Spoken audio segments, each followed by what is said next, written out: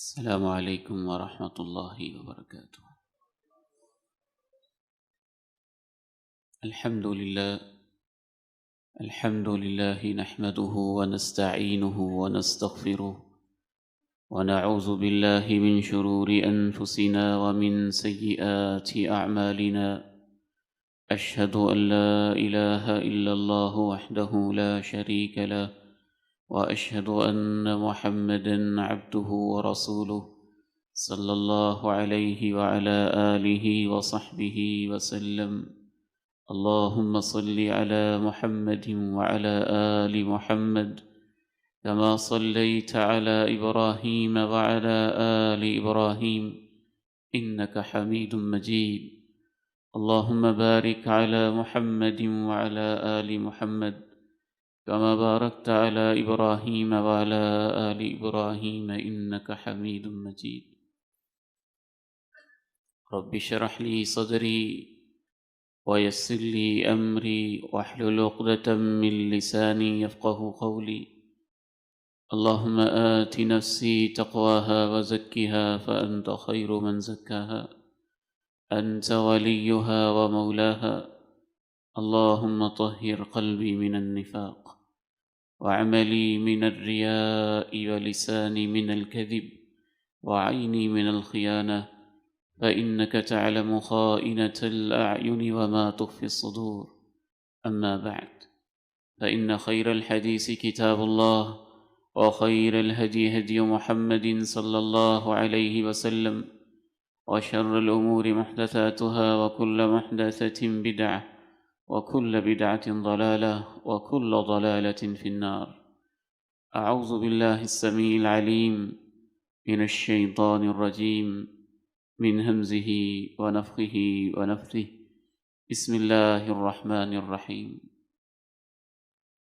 الأخلاء يومئذ بعضهم لبعض عدو إلا المتقين، يا عباد لا خوف عليكم اليوم ولا أنتم تحزنون، الذين آمنوا بآياتنا وكانوا مسلمين، ادخلوا الجنة أنتم وأزواجكم تحبرون، يطاف عليهم بصحاف من ذهب وأكواب، وفيها ما تشتهيه الأنفس وتلذ الأعين، وأنتم فيها خالدون۔ تمام دوست اس دن ایک دوسرے کے دشمن ہو جائیں گے، ان کے علاوہ جن کی دوستیاں تقوی پر تھیں، ان سے کہا جائے گا اے میرے بندو، آج تمہارے اوپر کوئی خوف نہیں ہے، اور نہ ہی تم کسی قسم کا غم کھاؤ گے۔ یہ وہ لوگ تھے جن کو ہماری آیات پہ ایمان کی نعمت حاصل تھی، اور یہ وہ لوگ تھے جو فرما برداری میں زندگی بسر کرتے رہے تھے۔ ان سے کہا جائے گا تم جنتوں میں داخل ہو جاؤ اپنے ہم مشربوں کے ساتھ، اپنی قسم کے لوگوں اور دوستوں کے ساتھ، تمہیں خوش کر دیا جائے گا۔ ان پر سونے کی رکابیوں میں رکھی ہوئی چیزیں گھمائی جائیں گی، اور سونے کے جام بھی، جو ان کے دل میں آئے گا ان کی خواہشوں کو بھی پورا کیا جائے گا، اور انہیں دیکھنے کو وہ کچھ دیا جائے گا جن سے ان کی آنکھوں کو لذت ملے گی، اور ان سے کہا جائے گا تم ہمیشہ ہمیشہ یہاں رہو گے۔ قرآن مجید کی یہ آیات بینات جو میں نے آپ کے سامنے رکھی ہیں، یہ ہمارے سامنے زندگی کے ایک اہم مسئلے کو پیش کرتی ہیں، اور وہ ہے کہ دوستی کی بنیاد کیا ہونی چاہیے۔ انسانی زندگی میں انسان تنہا نہیں رہتا ہے، اس کی کمپنی ہوتی ہے، دوستی ہوتی ہے، محفل ہوتی ہے، گپ شپ ہوتی ہے، کچھ لوگوں کے ساتھ اس کا اٹھنا اور بیٹھنا ہوتا ہے۔ ہم یہ سمجھتے ہیں کہ کیا دوستی بھی کوئی ایسی چیز ہے کہ جس کے بارے میں ہم پابند ہیں؟ ہمارا ذہن اس حوالے سے اتنا آوارہ اور آزاد مزاج ہو چکا ہے کہ ہم اسے دین کا حصہ نہیں سمجھتے۔ اس بارے میں ہم اپنے آپ کو آزاد سمجھتے ہیں کہ جس کے ساتھ دل چاہے گا دوستی کریں گے، جس کے ساتھ جی چاہے گا بیٹھیں گے، جس کے ساتھ جی چاہے گا اٹھیں گے، جس محفل کو پسند کریں گے وہاں چلے جائیں گے، جو محفل پسند نہیں ہوگی وہاں نہیں جائیں گے۔ اس کو ہم اپنی پسند اور ناپسند کا مسئلہ سمجھتے ہیں۔ دوستی اور تعلق پسند اور ناپسند کا مسئلہ نہیں ہے، یہ ایمان کا بنیادی حصہ ہے، اور اس قدر بنیادی حصہ ہے کہ ایک حدیث پڑھ کے میں حیران رہ گیا۔ میں دو ٹوک اس حدیث کی روشنی میں کہہ رہا ہوں۔ جس طرح نماز ہے، جس طرح زکوٰۃ ہے، جس طرح روزہ ہے، جس طرح حج ہے، بعض حوالوں سے دوستی کا مسئلہ اس سے بھی اہم ہے۔ اور حدیث میں رسول اللہ صلی اللہ علیہ وسلم نے صحابہ سے ایک دفعہ پوچھا، اتدرون ما اوثق عری الایمان، کیا تم جانتے ہو کہ ایمان کی جتنی بھی کڑیاں ہیں ان میں سے سب سے مضبوط کڑی کون سی ہے؟ وہ ایک سلسلہ جو دوسرے سے جڑا ہوا ہو، وہ سب سے مضبوط کون سا ہے؟ صحابہ محفل میں بیٹھے تھے، مختلف صحابہ نے مختلف چیزوں کا نام لیا، آپ نے انکار نہیں کیا، کہا نماز اچھی ہے، کہا یہ نیکی بھی اچھی ہے، یہ نیکی بھی اچھی ہے، لیکن ایمان کا سب سے مضبوط کڑا اللہ کی خاطر محبت اور اللہ کی خاطر دشمنی ہے۔ لا تجد قوما يؤمنون بالله واليوم الآخر يوادون من حاد الله ورسوله ولو كانوا آباءهم أو أبناءهم أو إخوانهم أو عشيرتهم أولئك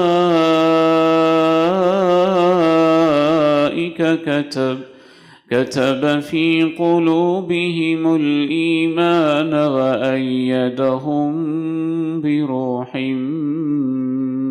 منه۔ یہ ہو ہی نہیں سکتا کہ لوگوں کا اللہ پہ ایمان ہو اور وہ دوستی ان لوگوں کے ساتھ کریں جو اللہ اور اللہ کے رسول کے دشمن ہیں۔ ہم تو ان کی بات کر رہے ہیں نا جن سے اللہ نے ہمارا تعلق نہیں بنایا، ہم اپنی مرضی سے بناتے ہیں۔ اللہ تعالیٰ نے تو یہاں تک کہہ دیا یہ نہیں ہو سکتا کہ ایمان والے لوگ ان لوگوں سے گہری محبت کر رہے ہوں اور دوستیاں کر رہے ہوں جو اللہ اور اللہ کے رسول کے دشمن ہیں، بھلے وہ ان کے باپ ہی ہوں، چاہے وہ ان کے باپ ہوں، چاہے وہ ان کے بیٹے ہوں، چاہے وہ ان کے بھائی ہوں، چاہے وہ ان کے پورے خاندان کے افراد ہوں۔ اللہ کا انداز تو دیکھیے کہ دوستی اور دشمنی کے مسئلے کو اللہ کس نظر سے دیکھتے ہیں، اللہ تعالیٰ اس کو کتنی اہمیت دیتے ہیں۔ اس آیت کو دوبارہ سنیں اور اللہ کرے کہ میرے اور آپ کے دل میں اتر جائے۔ لا تجد قوما يؤمنون بالله واليوم الآخر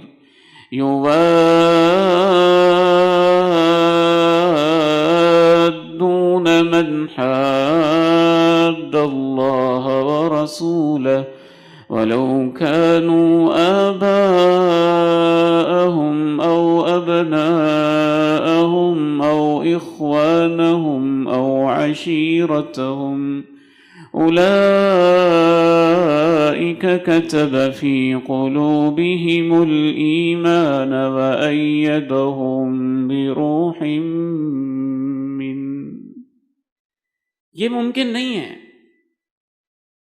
کہ تم ایسے لوگوں کو بھی پالو اس دنیا میں جو اللہ اور اللہ کے رسول پہ ایمان رکھتے ہوں، اور ان کی دوستیاں ان کے ساتھ ہوں جو اللہ اور اللہ کے رسول کے دشمن ہیں، چاہے وہ دشمن ان کے باپ ہی کیوں نہ ہوں، وہ ان سے بھی دوستی نہیں کریں گے، وہ ان کے بیٹے ہی کیوں نہ ہوں، وہ ان سے بھی دوستی نہیں کریں گے، وہ ان کے حقیقی بھائی کیوں نہ ہوں، وہ ان سے بھی دوستی نہیں کریں گے، وہ ان کے خاندان کے افراد ہی کیوں نہ ہوں، وہ ان سے بھی دوستی نہیں کریں گے۔ جنہوں نے دوستی اور دشمنی کے مسئلے کو اس حد تک سمجھ لیا ہے، اللہ کہتے ہیں اولئک کتب فی قلوبہم الایمان، اے اللہ میں تیرے قرآن پہ قربان جاؤں، اللہ تو دلوں کی کیفیت جانتا ہے، اللہ کہتا ہے ان کے دلوں میں اللہ ایمان لکھتا ہے۔ وَأَيَّدَهُمْ بِرُوحٍ مِّنْ، سوال یہ پیدا ہوتا ہے کہ اللہ تیری خاطر سب کو چھوڑ دیں، باپ کو بھی چھوڑ دیں، اس سے بھی دوستی نہ کریں، بیٹوں کو چھوڑ دیں، خاندان کو چھوڑ دیں، بھائیوں کو چھوڑ دیں، اکیلے زندگی کیسے بسر کریں گے؟ کہا تم میرے بندے ہو، تم اگر میری خاطر سب کو چھوڑو گے تو اللہ کی طرف سے مدد تمہاری میں کروں گا، اور روح کے ذریعے تمہاری سپورٹ میرے ذمہ ہو جائے گی۔ دوستی اور دشمنی ایمان کا مسئلہ ہے، یقین کا مسئلہ ہے، دین کا مسئلہ ہے، اور یہ بات سمجھ لیجیے اچھی طرح سے کہ یہ کہنے کے الفاظ نہیں ہیں، یہ تو میرے اور آپ جیسے لوگ ہیں۔ اللہ ہمارے حال پہ رحم کرے، جو قرآن کو صرف تلاوت کے لیے رکھتے ہیں۔ صحابہ کرام تو قرآن کے ایک ایک حرف پہ عمل کرتے تھے۔ مفسرین نے دو ٹوک کی آیت مبارکہ کی تفسیر میں لکھا کہ کائنات نے یہ منظر اپنی آنکھوں سے دیکھا، حق و باطل کے پہلے مارکے میں جب غزوہ بدر کا میدان سجا تو ایمان والوں کی دوستیوں و تعلق کا امتحان ہوا، تو چشم فلک نے یہ منظر اپنی آنکھوں سے دیکھ لیا تھا۔ آپ کیا سمجھتے ہیں کہ ابو بکر کے کوئی رشتہ دار نہیں تھے، عمر کی کوئی برادری نہیں تھی، عثمان کا کوئی خاندان نہیں تھا، جناب علی کے کوئی رشتہ دار نہیں تھے؟ امام کائنات اس دنیا میں کیا تنہا تشریف لائے تھے؟ نہیں، سب کے رشتہ دار تھے، سب کے محلے والے بھی تھے، سب کے تعلق بھی تھے، گوشت پوشت سے بنے ہوئے انسان تھے، ان کے سینوں میں دھڑکتا ہوا دل بھی تھا، باپ کی شفقتیں بھی یاد آتی تھیں، بہنوں کی لوریاں بھی ان کو یاد تھیں، ماؤں کی محبتیں بھی ان کو ستاتی تھیں، بہنوں کی اور بھائیوں کی آپس کے ایک ہی کمرے اور سونے والے ایک کمرے کے اندر تعلق اور بچپن کے گزرے ہوئے لمحے، یہ بھی ان کو سب کچھ تھا، دوستیاں بچپن کی یہ بھی ان کے ساتھ جڑی ہوئی تھیں، اور ایک ہی گلی کے اندر کھیلنا یہ بھی سارے ان کے تعلقات تھے۔ لیکن وہ سمجھ گئے تھے کہ سب سے بڑا تعلق اللہ کا تعلق ہوتا ہے، سب سے بڑی محبت اللہ کی محبت ہوتی ہے۔ یہ تعلق عارضی ہوتے ہیں، ٹوٹ بھی جاتے ہیں، بکھر بھی جاتے ہیں، کب تک رہتے ہیں؟ آنکھیں بند ہوتی ہیں تو سب تعلق دھرے کے دھرے رہ جاتے ہیں۔ تعلق باقی رہنے والا صرف اللہ احکم الحاکمین کا تعلق ہوتا ہے۔ اس لیے انہوں نے اپنے تعلق بھی وہ بنائے تھے جو اللہ سے جوڑنے والے ہوں، اور وہ تعلق توڑ دیے تھے جو اللہ سے توڑنے والے ہوں۔ جناب ابو بکر میدان بدر میں ان کا بیٹا سامنے ہے، ادھر پیغمبر کے وفادار ہیں، ادھر پیغمبر کا دشمن ہے۔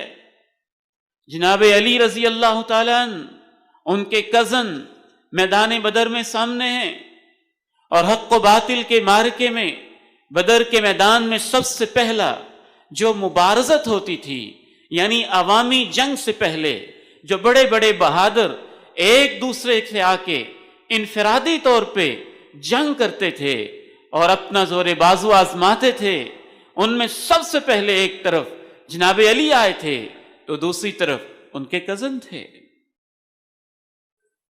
ایک طرف بھتیجا تھا دوسری طرف چچا تھا، ایک طرف بھانجا تھا، دوسری طرف باپ تھا، ماموں تھا، ایک طرف بیٹا تھا، دوسری طرف باپ تھا۔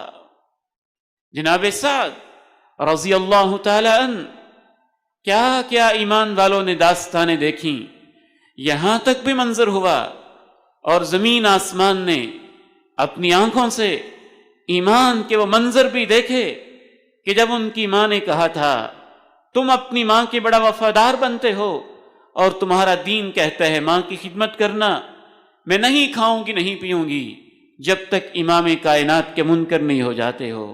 کہا ماں جی خدمت تو کروں گا، لیکن تم یہ کہو کہ منکر ہو جاؤں، کھانا ہے کھاؤ، نہیں کھانا ہے نہ کھاؤ، تمہاری مرضی ہے، لیکن امام کائنات کی دوستی اور آپ کا ساتھ مجھ سے نہیں چھوٹ سکتا۔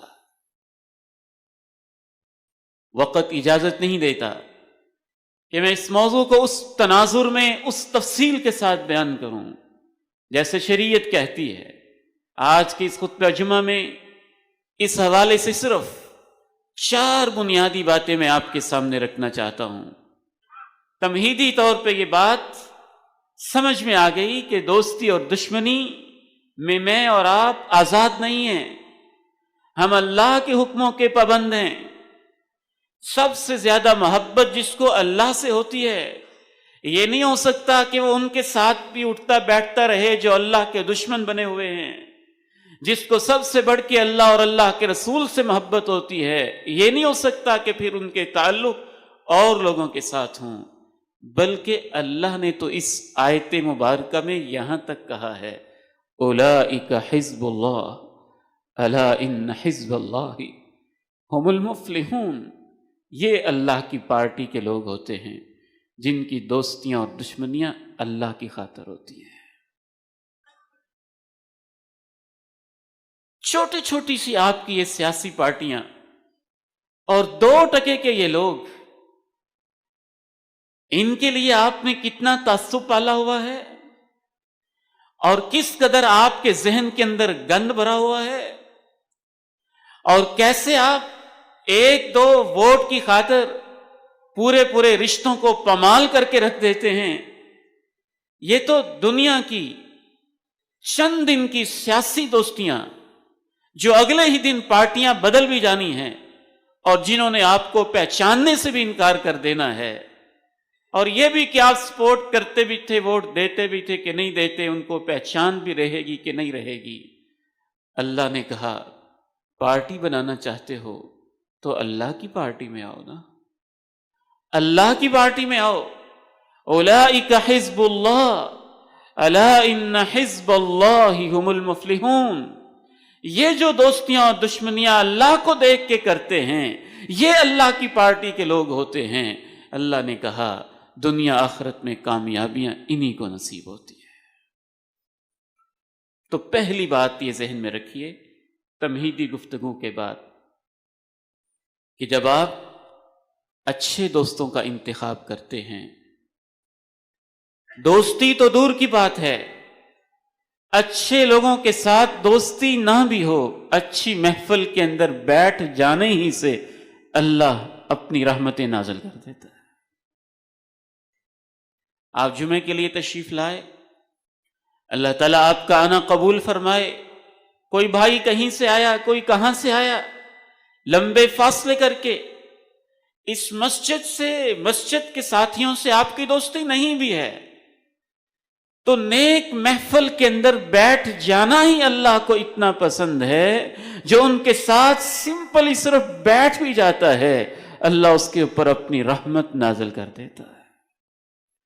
رسول اللہ صلی اللہ علیہ وسلم ارشاد فرماتے ہیں ان للہ ملائکۃ سیارین، اللہ نے کچھ فرشتے ان کی ڈیوٹی لگائی ہے کہ زمین کے اندر چلتے پھرتے رہنا ہے، ڈھونڈتے رہنا ہے دین کی بات کہاں ہو رہی ہے، قرآن کی محفل کہاں ہو رہی ہے، پیغمبر کی سیرت کے تذکرے کہاں ہو رہے ہیں، صحابہ کے تذکرے کہاں ہو رہے ہیں، اللہ کے ذکر کی بات کہاں ہو رہی ہے، توحید کی بات کہاں ہو رہی ہے، وہ تلاش کرتے رہتے ہیں۔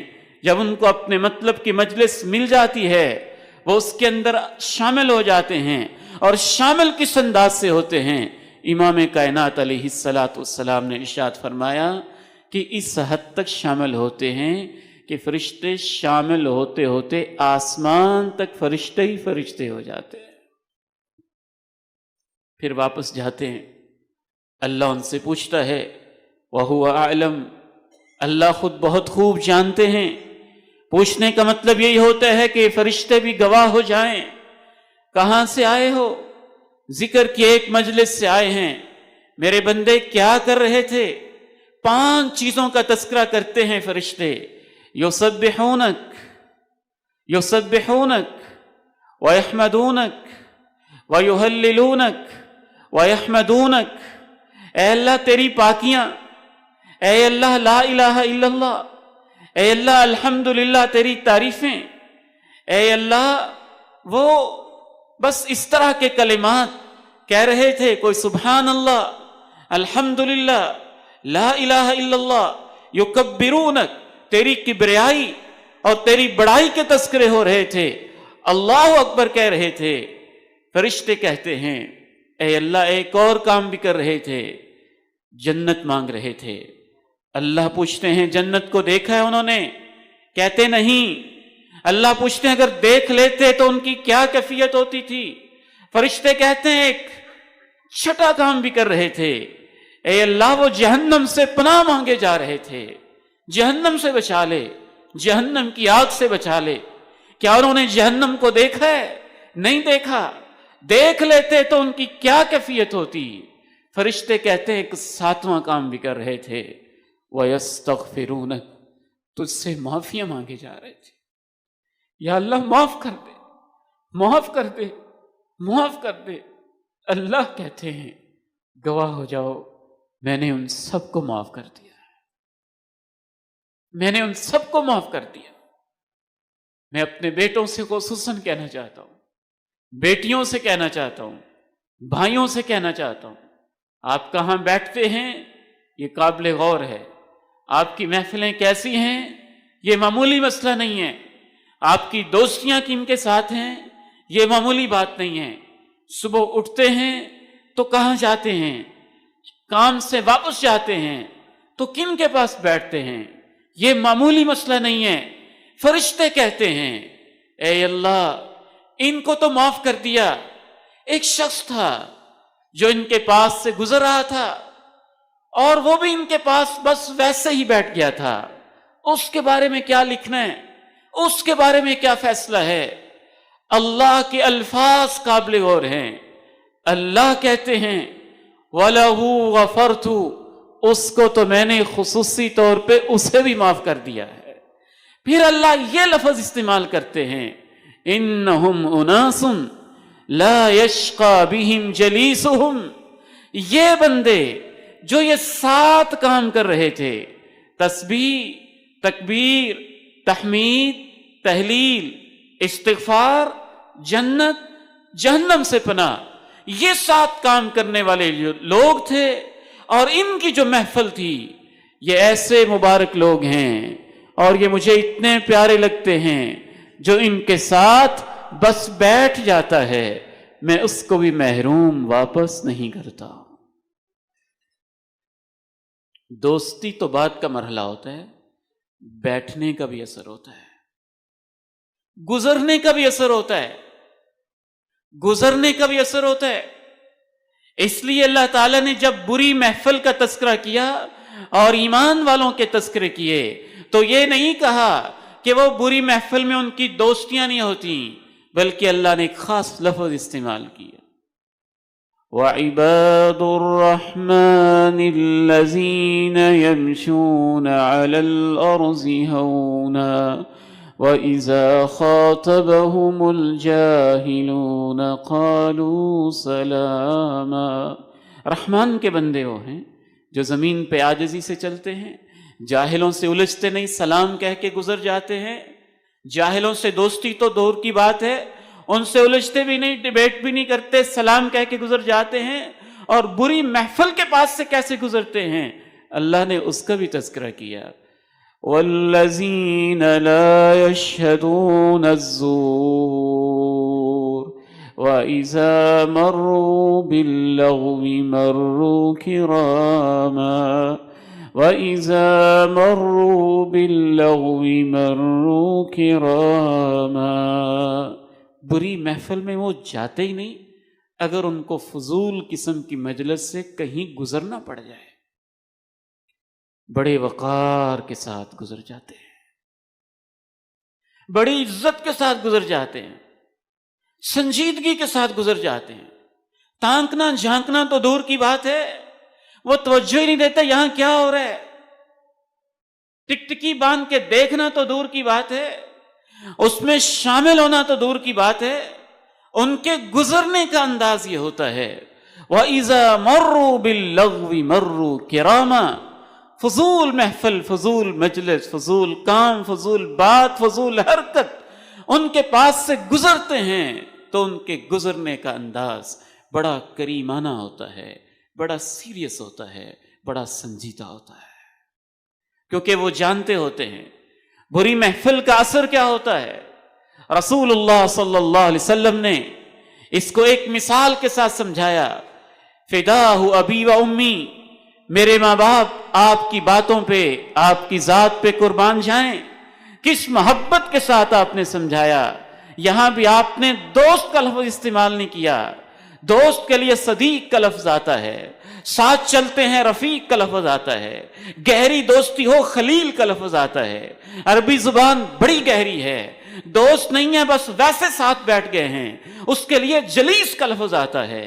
اور اللہ کے پیارے نبی علیہ السلام نے فرمایا مثل الجلیس الصالح والجلیس السیء، اچھا ساتھ بیٹھنے والا، ابھی دوستی کی بات نہیں ہو رہی، اچھا ساتھ بیٹھنے والا اور برے کی ہم نشینی، ان دونوں کی مثال ایسے ہے جیسے ایک کستوری بیچنے والا ہے اور دوسرا بھٹی کے اندر پھونکنے والا ہے۔ پھر آپ نے 3 اثر بھی بتائے دونوں کے، اچھی محفل کے اور بری محفل کے۔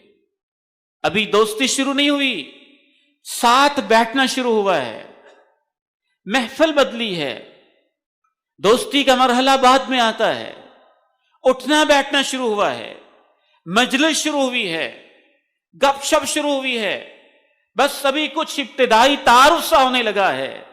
امام کائنات علیہ السلام فرماتے ہیں وہ شخص جو اچھے انسان کے پاس بیٹھتا ہے، صالح انسان کے پاس بیٹھتا ہے، نیک شخص کے پاس بیٹھتا ہے، اس کی مثال اس شخص جیسی ہے جو کستوری بیچنے والے کے پاس بیٹھتا ہے۔ فرمایا 3 میں سے ایک بات ہوگی، یا تو وہ آپ کو کستوری تحفہ میں دے دے گا، وَإِمَّا أَن تَبْتَعَ، یا تم اس سے خرید لو گے، تحفے میں نہیں دے گا، خریدو گے نہیں، تو تیسرا کام تو لازمی ہوگا، جب تک بیٹھے رہو گے خوشبو آتی رہے گی، خوشبو آتی رہے گی۔ فرمایا برے دوست کی مثال بھٹی میں پھونکنے والے اور دھونکنے والے کی طرح ہے، اور بھٹی بھی وہ جو لوہار کی ہے اور شخص بھی وہ جو لوہے کو پگھلا رہا ہے، کیونکہ بھٹی کی مختلف قسمیں ہیں، لکڑی کے لیے اور طرح کی ہوگی، لوہے کے لیے جو بھٹی جلا رہا ہے اس کے لیے زیادہ ٹیمپریچر، زیادہ ہیٹ چاہیے، زیادہ گرمی چاہیے، لوہے کی شدت کو نرم کرنے کے لیے۔ آپ نے فرمایا اس کی مثال لوہے میں پھونکنے والے اس شخص کی طرح ہے کہ جو اس کے پاس بیٹھے گا یا وہاں سے چنگاری اٹھے گی اور بدن پہ لگ جائے گی، بدن پہ نہیں لگے گی، ایک روایت میں آیا کپڑوں پہ لگ جائے گی۔ اگر بدن پہ نہیں لگی، باڈی اور جسم پہ نہیں لگی، کپڑوں پہ لگے گی، کپڑوں پہ بھی نہیں لگی، تو تیسرا نتیجہ ضرور ہوگا، جب تک بیٹھے رہو گے دھواں تو آتا ہی رہے گا، دھواں آتا ہی رہے گا۔ یہ خوشبو اور دھوئیں کی مثال قابل غور ہے۔ خوشبو اندر سے اٹھتی ہے، لہروں پہ سفر کرتی ہے، دوسرے شخص تک پہنچتی ہے۔ دھواں لکڑی سے، بھٹی سے اٹھتا ہے، دوسرے شخص تک ٹریول کرتا ہے، ہوا کے دوش پہ سفر کرتا ہے اور آپ کے مشام تک پہنچتا ہے۔ شارحین حدیث نے، محدثین نے صدیوں پہلے لکھ دیا، اور آج کی کچھ سائنسی تحقیقات بھی اس بات کو ماننے پہ مجبور ہوئی۔ کہ ہر شخص اور ہر پرسنالٹی کے اندر سے خاص قسم کی لہریں اٹھتی ہوتی ہیں. جب وہ شخصیت بیٹھی ہوتی ہے اس کا ایک خاص حالہ بنتا ہے، ایک خاص ماحول بنتا ہے، اس کے جسم سے لہریں اٹھ کے ایک خاص ماحول بناتی ہیں. جیسے آپ اس کمرے میں چلے جائیں جس میں ہر طرف خوشبو ہی خوشبو ہو، تو اس کمرے کا خاص ماحول بن چکا ہے. یہ نہیں ہو سکتا آپ اندر جائیں اور خوشبو محسوس نہ کریں، یا آپ اس کمرے میں جائیں جہاں دھواں ہی دھواں ہے، اور یہ نہیں ہو سکتا آپ جائیں اور دھواں آپ کو ایذا نہ پہنچائے، اور آپ کے مشام کے ذریعے سے، ناک کے ذریعے سے پہنچ تک پھر دھواں پہنچ کے صرف یہ نہیں، کچھ چیزیں ہوتی ہیں جو آنکھ کو متاثر کرتی ہیں، کچھ چیزیں ہیں جو صرف باڈی کو متاثر کرتی ہیں. خوشبو اور دھواں، یہ دو الفاظ آپ نے ایسے استعمال کیے ہیں کہ وہ خوشبو ناک کے ذریعے سے سفر کرتے ہوئے آپ کے دماغ تک پہنچتی ہے اور پورے جسم کو ایک طراوت کا احساس دیتی ہے، خوشی کا احساس دیتی ہے. اور دھواں ناک کے ذریعے سے دماغ کے تک اور پتہ نہیں آپ کے پھیپھڑوں تک اور اندر تک پہنچ کے آپ کے پورے جسم کو متاثر کرتا ہے. امام کائنات علیہ السلام نے فرمایا برے انسان کی محفل اور اچھے انسان کی محفل انسان پہ ایسا ہی اثر کرتی ہے. تو پہلی بات میں نے عرض کی کہ صرف بیٹھ جانے سے بھی اللہ کی رحمت اترتی ہے، اور بری محفل میں صرف بیٹھ جانے سے بھی اللہ کی لعنت کا نزول ہوتا ہے. رسول اللہ صلی اللہ علیہ وسلم نے ارشاد فرمایا صوتان ملعونانی، دو آوازوں پہ اللہ کی لعنت اترتی ہے. رنۃ عند مصیبہ ومزمار عند نعمہ، جہاں ساز باز اور جہاں پہ ساز کی آواز ہوتی ہے اللہ کی لعنت اتر رہی ہوتی ہے، اور جو اس محفل میں بیٹھا ہوتا ہے ظاہر ہے اس پر بھی پھر اللہ کی لعنت ہی برسے گی. جو وہاں شریک ہے وہاں بیٹھا ہوا ہے. رسول اللہ صلی اللہ علیہ وسلم اور صحابہ کرام کی ایسی تربیت تھی، ان کا ایمان کتنا پختہ تھا، ان کا یقین کتنا پختہ تھا. دوسری بات یہ ذہن میں رکھیے کہ آہستہ آہستہ یہ تو اثر ہونا شروع ہوتا ہے، اور جب پھر دوستی ہو جاتی ہے، اٹھنا بیٹھنا ہو جاتا ہے، آنا جانا ہو جاتا ہے، تو آہستہ آہستہ انسان کا دین، انسان کا مذہب، انسان کی سوچ، انسان کے رویے، انسان کی عادتیں، انسان کا اخلاق، انسان کی چال ڈھال، انسان کی بول اور گفتار، انسان کی ہر چیز ویسی ہوتی جاتی ہے جیسے اس کی محفل ہوتی ہے. اور دوستی کو آپ نے ایک مذہب قرار دیا ہے. ہمارا دین دوستی کو ایک دین کہتا ہے. رسول اللہ صلی اللہ علیہ وسلم نے ارشاد فرمایا المرء علی دین خلیلی فلینظر احدکم من یخالل، انسان ویسے ہی ہوتا ہے جیسے اس کے دوست کا مذہب ہوتا ہے. فلینظر احدکم من یخالل، تمہیں سوچ لینا چاہیے کس کے ساتھ دوستی کرنی ہے، کس کے ساتھ بیٹھنا ہے، کس کے ساتھ تعلق بنانا ہے. بات کو مختصر کرتے ہوئے ایک اہم حصے کی طرف بڑھنا چاہوں گا. ہمارے دین میں اس کی اس قدر اہمیت ہے کہ پھر زندگی بھر جن کے ساتھ آپ کی دوستی ہوتی ہے جیسی آپ کی محفل ہوتی ہے. تیسری بات یہ بھی ذہن میں رکھیے پھر آپ کی موت بھی ویسی ہوتی ہے. اگر تم یہ چاہتے ہو کہ مجلس تو شرابیوں کی ہو، محفل تو نشہ بیچنے والے کی ہو، محفل تو بے نمازوں کی ہو، دوستیاں تو آوارہ لوگوں کی ہوں، تعلق تو بے حیا اور بد کردار لوگوں کا ہو، اور موت مجھے مسجد میں، بیت اللہ میں، خانہ کعبہ میں آئے، تو ایسے نہیں ہوتا. جیسی آپ کی دوستی ہوتی ہے، جیسے انسان کا تعلق ہوتا ہے، اس کے آخری لمحات اور اس کی موت ویسی ہوتی ہے. ایک نہیں 20 مثالیں اور دلائل قرآن و حدیث میں اس کے پائے جاتے ہیں. رسول اللہ صلی اللہ علیہ وسلم کے چچا ہیں، بڑے قابل احترام ہیں، بڑا اچھا ان کے ساتھ تعلق ہے. رب کے پاس جا رہے ہیں، امام کائنات پاس بیٹھے ہیں. چچا جان ایک بول لا الہ الا اللہ کہہ دیجئے، اللہ کے ساتھ میں بات کر لوں گا، لا الہ الا اللہ جاتے ہوئے بس کہہ دیجئے۔ پاس دوست بیٹھے ہوئے ہیں، وہی بری محفل جنہوں نے پوری زندگی جان نہ چھوڑی، پاس بیٹھے ہوئے کہتے ہیں جناب جاتے ہوئے اپنے باپ دادا کے دین کو چھوڑ دو گے، کس کشمکش میں مبتلا ہوئے ہوں گے۔ ایک طرف بتیجا ہے، کلمہ طیبہ ہے، توحید ہے، لا الہ الا اللہ ہے، دوسری طرف وہی پرانی کمپنی اور برے دوست ہیں مکہ کے مشرکین اور سردار، پاس بیٹھے وہی بری بات کہہ رہے ہیں، باپ دادا کے دین کو چھوڑ دو گے، جاتے ہوئے کہتے ہیں میں اپنے باپ دادا کے دین پہ جا رہا ہوں۔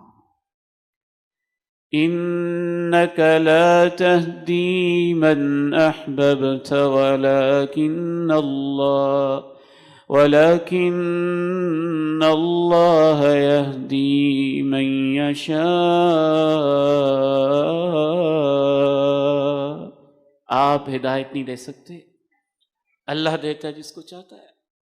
اور اس میں اس بات کی طرف بھی اشارہ ہے، ہدایت اس کو ملتی ہے جو دوستیاں بدلتا ہے، ہدایت اس کو ملتی ہے جو محفلیں بدلتا ہے، ہدایت اس کو ملتی ہے جو سوچ سمجھ کے محفل میں جاتا ہے۔ ہدایت کے دروازے اس کے لیے کھلتے ہیں جو اپنے تعلق ہدایت والوں کے ساتھ بناتا ہے، جس کے تعلق ہی ایسے لوگوں کے ساتھ نہیں، جس کی محبت ہی ایسے لوگوں کے ساتھ نہیں، جس کی محفل ہی ایسی نہیں ہے۔ وہ رمضان کے مہینے میں تاک رات میں 2-4 گھنٹے کے لیے مسجد میں آ کے رو بھی لے، وہ عمرے پہ جا کے 15 دن کے لیے نمازی بن بھی جائے، وہ حج پہ جا کے 40 دن کے لیے نمازیں پڑھنے بھی لگ جائے، وہ مسجد میں آ کے جمعے میں آ کے مسجد اسحاق میں 1 گھنٹے کے لیے اور جمعے کے بعد رو کے دعا کر بھی لے، ان الفاظ کو لکھ کے جائیے گا۔ اگر اس کی دوستی نہیں بدلی ہے تو اس کی زندگی نہیں بدلے گی، تقدیر نہیں بدلے گی، اس کے دل میں ایمان نہیں آئے گا۔ وہ مسجد سے واپس جا کے، جمعے سے واپس جا کے، عمرے سے واپس آ کے، حج سے واپس آ کے اور رمضان کی تاک رات کے بعد پھر ویسے ہی ہو جائے گا جیسے اس کے دوست ہیں۔ رسول اللہ صلی اللہ علیہ وسلم کا ایک رشتہ دار نہیں ہے، ایک اور بچہ ہے، نوجوان ہے، بس اس کا اللہ کے نبی کے پاس اٹھنا بیٹھنا ہو گیا ہے، ایک تعلق بن گیا ہے۔ امام کائنات علیہ الصلوۃ والسلام کو پتہ چلتا ہے بیمار ہو گیا وہ نوجوان، اس کے پاس چلے جاتے ہیں، خیریت پوچھتے ہیں، حال پوچھتے ہیں، اور اس سے بھی کہتے ہیں تم کلمہ کیوں نہیں پڑھ لیتے، مسلمان کیوں نہیں ہو جاتے؟ ساتھ باپ بھی بیٹھا ہے، اس کے دل میں بھی اللہ نرمی ڈال دیتا ہے، اور وہ اپنے بیٹے سے کہتا ہے اطیع ابا القاسم، قاسم کے ابو جو کہہ رہے ہیں آج ان کی ہی تم مان لو، اور وہ جاتے ہوئے لا الہ الا اللہ پڑھتا ہے، اور اللہ کے پیارے نبی کہتے ہیں اللہ تیرا شکر ہے آج اس کو تو نے میرے آنے سے، میری اس دعوت سے جہنم سے بچا لیا ہے۔ نوح علیہ السلام کا بیٹا ہے، پوری زندگی کمپنی نہ بدلی، پیغمبر کے ساتھ نہیں بیٹھا، پیغمبر کے ساتھیوں کے ساتھ نہیں بیٹھا، محفل بری ہی رہی، اور بری محفل کا اثر موت تک ساتھ جاتا ہے، میں عرض کر رہا ہوں۔ تیسری بات آج کی اس خطبہ میں یہی سمجھانا چاہ رہا ہوں کہ موت تک ساتھ جاتا ہے، موت تک نہیں ساتھ چھوڑتے اس کے اثرات۔ اب اللہ کا عذاب آ چکا ہے، زمین ابل رہی ہے، بارش اتر رہی ہے، پانی اپنی طغیانوں میں ہے، گھروں میں پانی آ چکا ہے، گلیوں میں پانی آ چکا ہے، چھتیں ڈوبنے لگی ہیں، وہ ظالم اپنے برے دوستوں کے ساتھ ہی ہے۔ جناب نوح علیہ السلام کے دل پہ اس وقت کیا کیفیت ہوگی، یہ تو باپ ہی جانتا ہے۔ جب باپ صالح ہو، اللہ کا نبی ہو، نیک ہو، اور بیٹا نافرمانوں کے ساتھ بیٹھنے والا ہو تو ان کے دل کی کیفیت کیا ہوگی۔ اللہ نے اس کا نقشہ اپنے قرآن میں کھینچا ہے۔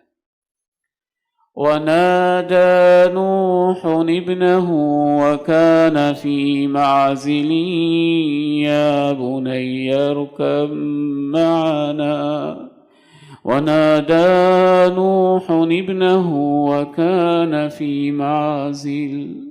نادى، میں اس لفظ میں غور کرتا ہوں تو میرے دل کی عجیب کیفیت ہو جاتی ہے۔ نادى، نوح نے پکارا، آوازیں دیں، بیٹے آ جاؤ، بیٹا ادھر ہو، بیٹا ادھر ہو۔ کیسے پکارا ہوگا؟ نبی کا دل تو ویسے ہی بڑا نرم ہوتا ہے، وہ عام امتی کو بھی بروں کے ساتھ دیکھنا پسند نہیں کرتا، اور جو اپنے بیٹوں کو انہوں نے کافر کے ساتھ دیکھا ہوگا، اور پھر عذاب بھی آنکھوں کے سامنے اور ہر طرف پانی چھایا ہوا، تو کیسے انہوں نے آوازیں دی ہوں گی؟ قرآن کے اس ایک لفظ کے اندر آپ جتنا غور کریں گے، دور دور تک آپ کے خیال کہاں کہاں جائیں گے کہ کیسے کیسے نوح نے آوازیں لگائی ہوں گی۔ بہت سارے الفاظ ہوتے ہیں پکارنے کے لیے، یہ خاص لفظ ہے۔ وَنَادَى نُوحٌ ابْنَهُ وَكَانَ فِي مَعْزِلٍ يَا بُنَيَّ ارْكَبْ مَعَنَا۔ وہ علیحدہ تھا، بیٹے ہمارے ساتھ آ جاؤ، ہمارے ساتھ آ جاؤ۔ اور لفظ یہ استعمال کی، وَلَا تَكُن مَعَ الْكَافِرِينَ، ان کافروں کے ساتھ نہ رہو، ان کا ساتھ چھوڑ دو، ہمارے ساتھ آ جاؤ۔ سآوی إِلَى جَبَلٍ يَعْصِمُنِي مِنَ الْمَاءِ، قرآن میں نہیں لکھا، لیکن میری سوچ کہتی ہے، جب میں غور کرتا ہوں تو میرا دماغ کہتا ہے شاید اس نے بھی سوچا ہوگا چلا جاؤں، لیکن وہ دوستیاں، وہ تعلق، وہ یارانے، وہ محفلیں، اچھا اب ہمیں چھوڑ کے جا رہے ہو، اب ادھر جانا چاہتے ہو، اب ڈر گئے ہو، اب یہ ہو گئے، اب وہ ہو گئے، کچھ نہ کچھ تو ہوا ہی ہوگا نا۔ سآوی إِلَى جَبَلٍ يَعْصِمُنِي مِنَ الْمَاءِ، کہا ابو آپ کے ساتھ نہیں آؤں گا، یہ پہاڑ کی چوٹی ہے، اس پہ چڑھ کے میں سیلاب سے بچ جاؤں گا۔ لا عاصم اليوم من امر اللہ، بیٹا آج اللہ کا عذاب ہے، اس سے کوئی نہیں بچے گا۔ اسی اثنا میں لہر آتی ہے اور اس کو ڈبو دیا جاتا ہے، اور کافروں کے ساتھ اس کا حشر ہو جاتا ہے۔ یہ ایک اور شخص ہے، 99 انسانوں کا قاتل ہے۔ موت ویسی ہوتی ہے جیسے دوستیاں ہوتی ہیں، انہی محفلوں میں ہوتی ہے جن محفلوں میں انسان پوری زندگی بیٹھتا ہے، جو محفلیں اس کو اچھی لگتی ہوتی ہیں۔ 99 انسانوں کا قاتل بھاگا بھاگا بے چین ہے، معافی کی کیا صورت بنے؟ اختصار کے ساتھ عرض کرتا ہوں، اللہ کا ایک نیک بندہ اس کو بتاتا ہے۔ پہلے ایک جاہل انسان فتویٰ دیتا ہے، فتویٰ ہر کسی سے نہ لیا کریں، سوچ سمجھ کے لیا کریں، کس سے لینا ہے کس سے نہیں لینا، کس سے پوچھنا ہے کس سے نہیں پوچھنا، اور فتویٰ دینے میں بھی جلد بازی نہ کیا کریں۔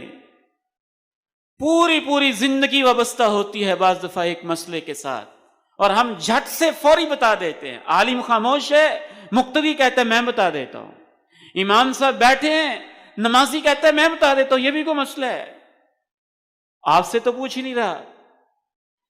یہ اللہ کی نمائندگی ہوتی ہے کسی کو دین کے بارے میں فتویٰ دینا۔ تو وہ ایک صوفی تھا، درویش تھا، نیک تھا، علم نہیں تھا۔ تیری توبہ کیسے قبول ہو سکتی ہے؟ 99 انسانوں کو قتل کر کے اب توبہ ڈھونڈتے ہو؟ اس نے اسے بھی قتل کیا، بے چین تھا، پوچھا سب سے بڑا عالم کون ہے، اس کے پاس جانا چاہتا ہوں۔ اللہ علماء کی حفاظت فرمائے، یہ زمین میں انبیاء کے نائب ہوتے ہیں۔ عالم کے پاس گیا، کہا توبہ ہو سکتی ہے، 100 انسانوں کا قاتل ہوں۔ کہا توبہ کا دروازہ کون بند کر سکتا ہے؟ کون بند کر سکتا ہے؟ کھلا ہوا ہے۔ لیکن ایسے نہیں، ایسے نہیں، تمہیں 2 کام کرنے ہوں گے۔ توبہ کے لیے 3 چیزیں، وہ تو وہ کر چکا تھا، پشیمان بھی تھا، آئندہ عزم بھی کر چکا تھا نہیں کروں گا، رو بھی رہا تھا، یہ تو بار بار اس کے پوچھنے سے پتہ چل رہا ہے۔ اس کے علاوہ کہا 2 کام کرنے ہوں گے، وہ بڑے قابل غور ہیں۔ کہا جس محفلوں کے اندر رہ کے تم قاتل بنے ہو، اس محفل کو ہی نہیں، اس پورے کے پورے گاؤں کو ہی چھوڑ دو، گاؤں کو چھوڑ دو۔ نیک لوگوں کی بستی ہے، وہاں چلے جاؤ۔ ان بہا اناسا صالحین، وہاں نیک لوگ رہتے ہیں، ان کے پاس چلے جاؤ۔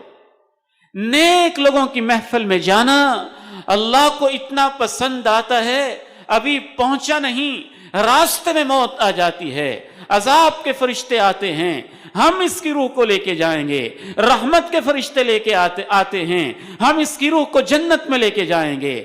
اللہ ایک فرشتے کو فیصلہ کرنے کے لیے بھیجتا ہے کہ تم پیمائش کر لو، نیک لوگوں کی بستی کے قریب ہے یا برے لوگوں کی بستی کے قریب ہے، جس کی طرف اس کا جسم قریب ہوگا وہ اسے لے جائیں۔ اللہ زمین کو حکم دیتا ہے، اے میری نیک بندوں والی زمین تو اس کے قریب ہو جا، اے برے بندوں والی زمین تجھے تو یہ چھوڑ کے نکلا تھا تو اس سے دور ہو جا۔ پیمائش کرتے ہیں تو اتنا سا وہ نیک لوگوں کی بستی کے قریب ہوتا ہے، رحمت کے فرشتے اس کی روح کو جنتوں میں لے جاتے، اتنا قریب ہوتا۔ ابھی تو پہنچا بھی نہیں تھا، ذہنی طور پہ بدل گیا تھا کہ میں نے یہ محفل چھوڑ دینی ہے اور اچھی محفل میں آ جانا ہے۔ اور اتنا سا قریب کیوں تھا، زیادہ قریب کیوں نہیں تھا؟ یہ تو اللہ کا فیصلہ، اس نے کتنا کرنا تھا۔ لیکن اس بندہ فقیر نے ایک حدیث رسول ہونے کے ناطے اس پہ جب غور کیا تو میرے ذہن کے اندر اللہ نے یہ بات ڈالی، حدیث کے الفاظ کی روشنی میں امام کائنات علیہ السلام نے ارشاد فرمایا ہے۔ اس واقعے میں غور کرنے سے جو سمجھ آئی مجھے کہ جب وہ بندہ مرنے لگا نا تو اس میں اس نیک محفل کی طرف جانے کی اتنی تڑپ تھی، اتنی تڑپ تھی۔ ظاہر ہے اچانک اس کو کوئی تکلیف ہوئی، موت آئی، وہ نیچے بیٹھا، گرنے لگا۔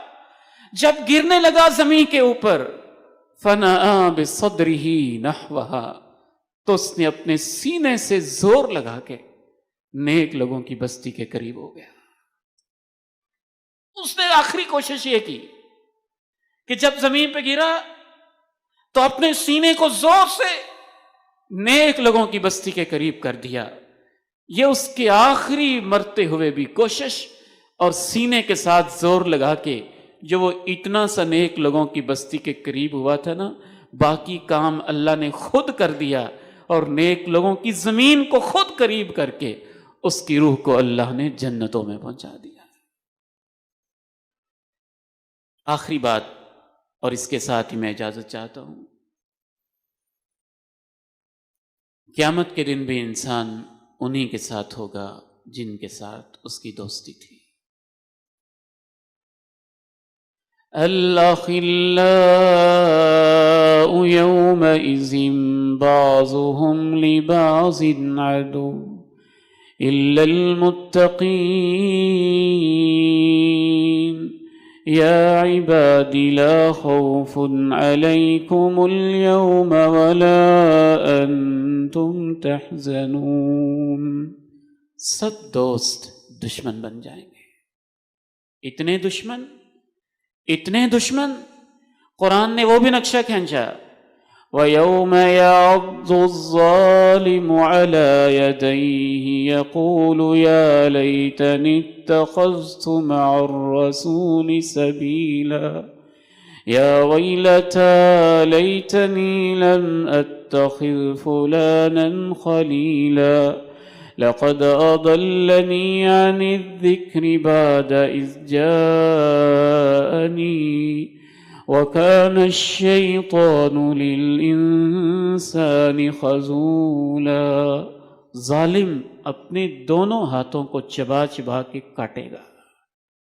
جب انسان کو اپنے اوپر زیادہ غصہ آتا ہے اپنی غلطی پہ تو اپنے اوپر غصہ نکالتا ہے، اور بری دوستیوں والا انسان اپنے دونوں ہاتھوں کی انگلیاں پورے چبا چبا کے کاٹ کاٹ کے کھا کے چبا کے کہے گا، کاش کہ میں نے فلاں کو دوست نہ بنایا ہوتا، میرے پاس سمجھانے والے اور پیغام نصیحت آیا تھا، اس نے مجھے عمل نہیں کرنے دیا تھا۔